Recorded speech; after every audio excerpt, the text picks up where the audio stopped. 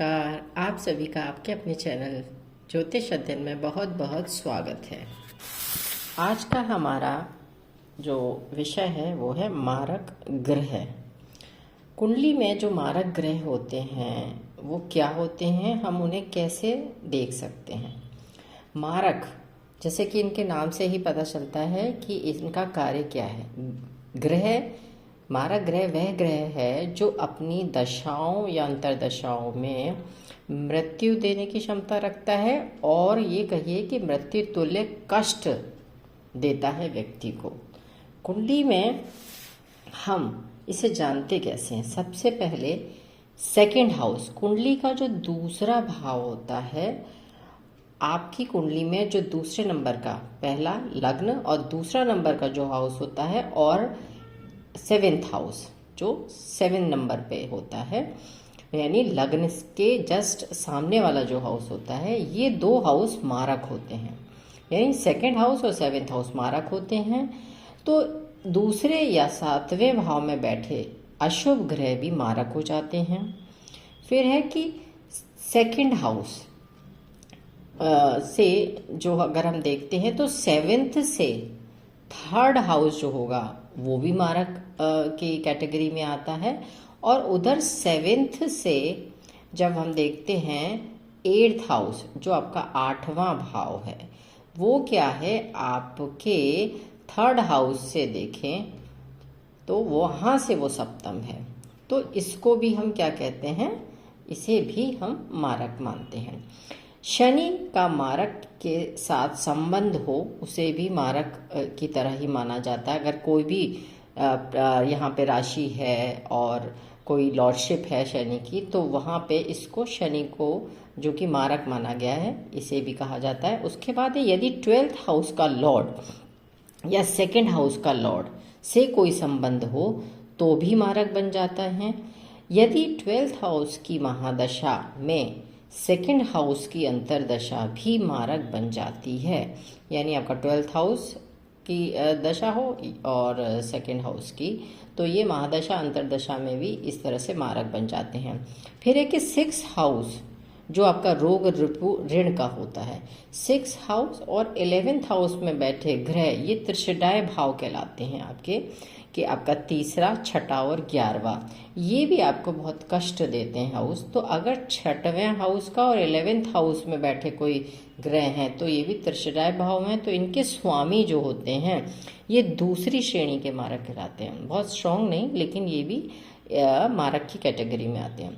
तो अगर इनकी महादशा में अंतरदशा या अष्टमेश में, अष्टमेश की अंतरदशा, षष्टेश यानी 6th हाउस के लॉर्ड में अष्टमेश की अंतरदशा, अष्टमेश की महादशा में 6ठे भाव में बैठे अशुभ ग्रह की अंतरदशा, इसी तरह से षष्टेश यानी 6th हाउस लॉर्ड में 8वें भाव में बैठे अशुभ ग्रह की अंतरदशा। इस तरह से दशाएं, पहले तो ये चीज़ देखनी चाहिए कि ये सारी चीज़ें दशाओं के अलावा नहीं होती, दशा होगी तभी ये आपको इफेक्ट करता है, अदरवाइज नहीं।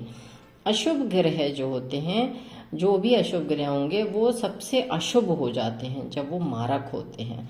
तो इस तरह से ये कहा जाता है। और ये है कि जैसे कि लग्न से 22वें देशकांड का स्वामी और चंद्रमा से 64वें नवांश का स्वामी, और next Rahu Ketu second house या 7th हाउस में बैठे हों तो, या मार्केश के साथ त्रिक भाग में बैठे हों तो ये मारक बन जाते हैं।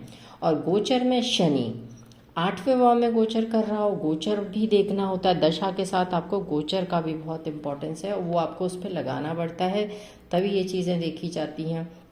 फिर है कि जैसे कि बृहस्पति 8वें भाव या अष्टमेश से त्रिकोण में गोचर कर रहे हों, गोचर की बात कही जा रही है, और जीवन अवधि क्रमशः अल्प, मध्य, दीर्घायु है, ये आयु का निरीक्षण किया जाता है, जो कि पाराशरी पद्धति से, जिसे महर्षि जैमिनी ने भी माना है, उसमें देखा जाता है कि वो एक पूरी जो ये पद्धति है उससे देखकर आपको इसके लिए डिटेल में निरीक्षण करना पड़ता है कि किस तरह की आयु आ रही है। वो सारी चीज़ें देखने के बाद ही आप उस मारक को एक सूक्ष्मता से निरीक्षण करने पर आप निकाल सकते हैं कि ये मारक केवल मारक ही है, या आपको जो भी चीज़ें हैं चल रही हैं कि क्या वो वाकई ही मृत्यु तुल्य है, या केवल आप कष्ट ही दे सकता है। इस तरह से सारी पूरी चीज़ों का निरीक्षण करना होता है। सूक्ष्म निरीक्षण की बहुत ज़रूरत होती है। जैसे कि प्रत्येक राशि के लिए राशियों से आप देखिए, जैसे अगर मेष राशि है तो उसमें सबसे पहले ये देखें कि मारक होते कौन से हैं। तो सेकंड हाउस का लॉर्ड जो है यहाँ पे वीनस होता है, शुक्र। तो मेष राशि में शुक्र मारक होते हैं और 7th के भी हैं। वृष राशि में बुध होता है सेकंड हाउस का, और यहाँ 7th हाउस का लॉर्ड बृहस्पति मंगल।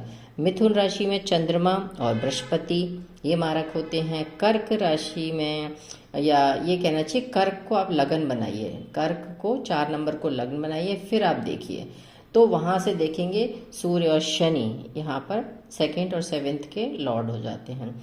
फिर इसी तरह से सिंह लग्न में बुध और शनि मारक होते हैं। कन्या लग्न में शुक्र और बृहस्पति मारक होते हैं। तुला लग्न में मंगल और बृहस्पति मारक होते हैं। ऐसे ही वृश्चिक में बृहस्पति और शुक्र मारक होते हैं। धनु में शनि और बुध मारक होते हैं। मकर में शनि और चंद्रमा मारक होते हैं। और जो कुंभ है उसमें बृहस्पति और सूर्य, और मीन जो आपकी लग्न होती है उसमें मंगल और बुध मारक होते हैं। ये तो हाउसेस हैं कि आपकी जो लग्न है उससे 2nd और 7th का पहले आपको लॉर्डशिप देखना होता है। इसमें क्या है, ये कष्ट किसी भी प्रकार का आपको कष्ट, शारीरिक कष्ट दे सकते हैं। ज़रूरी नहीं है आपको बहुत ज़्यादा किसी भी तरह की अगर परेशानी आ रही है तो ज़रूर आपको हो सकता है कि वो मारक हो, बाधक हो, कुछ भी हो सकते हैं। लेकिन यहाँ पे आप मारक को पहचानेंगे कैसे? ये हाउसेस के होते हैं, इनकी लॉर्डशिप देखनी होती है और उनकी दशा और गोचर, ये सारी चीज़ें उस पर लगाने के बाद ही आपको पता चलता है कि ये मारक है या नहीं। जैसे कि एक सिंपल सा और एक बहुत छोटा सा एग्जाम्पल दिया मैंने आपको बताती हूँ। जैसे कि इंदिरा गांधी की कुंडली है, जो इंदिरा गांधी जी की कुंडली है उस कुंडली को अगर देखा जाए तो यहाँ चंद्रमा यानी 4 नंबर का लगन बनता है, और उनका जो 2nd हाउस है, जो मारक हाउस है, उसमें सूर्य की राशि आती है 5 नंबर, और 7th हाउस में शनि की राशि आती है। तो यहाँ पे 2nd हाउस का लॉर्ड सूर्य है और 7th हाउस का लॉर्ड जो है शनि बनते हैं। शनि और आमने सामने बैठे हैं। चंद्रमा जो लग्न का स्वामी है वो 7th में बैठा है, और जो 7th का जो लॉर्ड है वो लग्न में बैठे हुए हैं। तो यहाँ पे जब शनि की महादशा आई, शनि की महादशा में जब आई, जो कि यहाँ पे 7th लॉर्ड बनते हैं। 7th लॉर्ड क्या है? शनि है। तो जब इनकी महादशा आई तो शनि 8th हाउस के लॉर्ड भी हैं, यहाँ 8वें के भी लॉर्ड हैं वहाँ पर, क्योंकि शनि की दूसरी राशि यहाँ भी आती है। तो इंदिरा जी की कुंडली में चंद्रमा जो है इस तरह से चंद्रमा जो है उनका उत्तर आषाढ़ा नक्षत्र में है। उनकी कुंडली जो अगर देखेंगे आप तो उनका चंद्रमा उत्तर आषाढ़ा नक्षत्र में है, जिसके जो लॉर्ड होते हैं वो है सूर्य। तो आप देखिए 2nd हाउस का जो लॉर्ड है वो सूर्य था, तो उनके लिए मार्केश है। सूर्य जो है मार्केश है, वहाँ पर 2nd हाउस के लॉर्ड हैं। फिर यहाँ पे ये भी है कि उनकी जो दशा चल रही थी वो थी शनि में राहु की दशा चल रही थी। यहाँ पे राहु को देखिए तो राहु जो हैं वो आपके 6th हाउस में गुरु की राशि में बैठे हुए थे। ठीक, तो ये आप में वीनस एंड राहु था, गुरु की राशि है।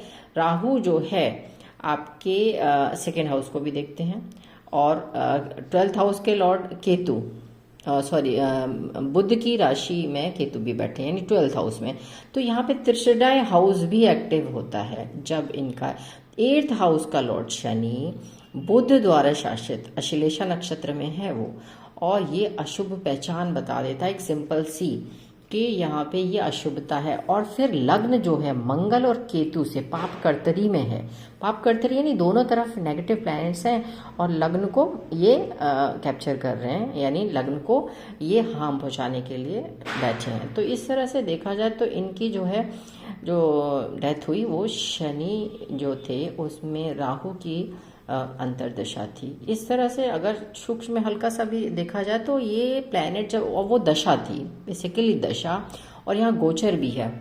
गोचर का बहुत सारी चीज़ें हैं, गोचर भी इनका वहाँ पे वर्क कर रहा था। तो गोचर, दशा, ये सारी चीज़ें जब आप लगाएंगे तभी आप देख पाएंगे कि वो किस तरह से काम कर रहा है। ऐसे ही नहीं है कि आपने सिंपल एक नज़र में देखी और आपको समझ आ गई कि हाँ इस तरह से ये काम कर रहा है तो ठीक है। आपको थोड़ा इसमें नेगेटिव चीज़ों को वो इन्वॉल्व नहीं करना, आपको लग्न देखना है, नवांश देखना होता है। दीर्घायु के लिए कुछ मेन चीज़ें होती हैं वो आपको देखना पड़ता है। जैसे यहाँ इनका शनि मकर राशि पर शासन करता है तो गंभीरता का प्रतीक था। 8 नंबर मृत्यु का प्रतीक होता है, इसलिए 7वां घर मार्केश या मारक भाव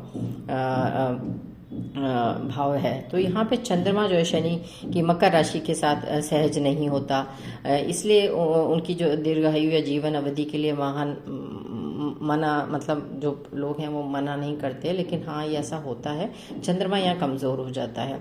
तो इनका जो स्पैम है लॉन्जिविटी का, जो दुर्भाग्य 66 वर्ष की आयु तक के ही का इसके अकॉर्डिंग निकलता है कि इतनी ही होगी। तो 7वां घर मारक के मृत्यु घर भी कहलाते हैं। यह संभवतः कहा जाता है कि व्यक्ति जो है जनता से जुड़ाव का या उनकी सामान्य स्वास्थ्य पर भी प्रभाव पड़ सकता है। इस तरह की चीज़ें यहाँ पे कही जाती हैं। मकर राशि जो है, जो कि 10 नंबर जो 7th हाउस में पड़ी है, वहाँ पर चंद्रमा के अनिश्चित व्यवहार के कारण स्वास्थ्य और दीर्घायु में परिवर्तन को भी शो करती है। 7th हाउस पर जब चंद्रमा जो है 7वां जो हाउस है वहाँ पे चंद्रमा होने के कारण समग्र प्रभाव इंदिरा गांधी में दीर्घायु में थोड़ी सी कमी या कष्ट को शो कर सकता है कि यहाँ पे कष्ट व्यक्ति को मिल सकता है। राहु लग्न से 6ठे भाव में शुक्र के साथ है तो ये चीज़ भी सही नहीं है। फिर है कि शनि ही मतलब मूल्यता जो कहा गया है कि राहु केवल अप्रत्याशित घटनाएं बताता है, अचानक से जो चीज़ें हो जाती हैं, जो कि उनकी हत्या अचानक से ही हुई, तो ये उस चीज़ का प्रतीक है। यहाँ पे बहुत सारी चीज़ें हैं कि हम इस कुंडली को देख के बहुत सारा दिखाई देता है कि यहाँ पे आयुष कारक जो दीर्घायु का प्रतीक है, लग्न में अष्टमेश शनि से पता चल जाता है। तो 8वें घर के शामिल होने से अचानक जीवन को खतरा होने वाली जो चीज़ें हैं वो यहाँ से दिख जाती हैं, जो कि 8वां हाउस 11th नंबर राशि जो शनि की थी, तो वो यहाँ पर चीज़ें आपकी दिख जाती हैं। इंदिरा गांधी की कुंडली में शनि की स्थिति ने उन्हें कठोर वैसे दृढ़ व्यक्तित्व तो दिया, लेकिन यह उनके स्वास्थ्य और दीर्घायु के लिए भी एक बहुत ही जोखिम भरा स्थिति थी। उनको बहुत सारी चीज़ों को लेके मतलब उनको फेस करनी पड़ी जो प्रॉब्लम्स थी। तो केवल यहाँ पे सिर्फ एक अष्टम भाव अगर हम देखें तो अष्टम भाव में जैसे कि कुंडली में प्रथम भाव का स्वामी चंद्रमा जो है वो तो किस में बैठा है, 7th हाउस में बैठा है, लेकिन राशि तो क्या है, शनि की राशि है, और जो लग्न है वो दोनों तरफ से नेगेटिव प्लैनेट्स की है। तो यहाँ पे जो स्थिति है मार्केश मंगल और 12वें भाव में केतु के बीच घिरा हुआ, तो 8वें भाव का जो स्वामी है, तो यहाँ पे इसकी स्थिति ठीक नहीं थी। तो पूरी चीज़ें यहाँ कहा जाता है कि दीर्घायु को प्रभावित करती हैं, और केतु और मंगल की जो ऊर्जा है 8वें घर के स्वामी पर मतलब जो उसका घर है उसको पूरी तरह से क्या कर रही हैं, खराब कर रही हैं, दीर्घायु को प्रभावित करती हैं। और अग्निशास्त्र जो शस्त्र होते हैं जो कि मंगल दिखाता है, जो संकेत देता है कि किसी शस्त्र, मंगल शस्त्र का कारक भी है, तो मंगल और केतु यानी ड्रैगन की पूंछ दोनों अग्नि शस्त्रों का संकेत देते हैं।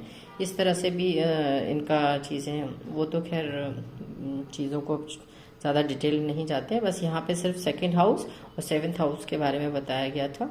आई होप आपको थोड़ा सा समझ आया होगा कि ये किस तरह से हम सिंपल वे में अगर हम देखें तो हम केवल और केवल क्या देख रहे हैं, अभी 2nd हाउस को देख रहे हैं और 2nd and 7th हाउस के लॉर्डशिप को देखना चाहिए।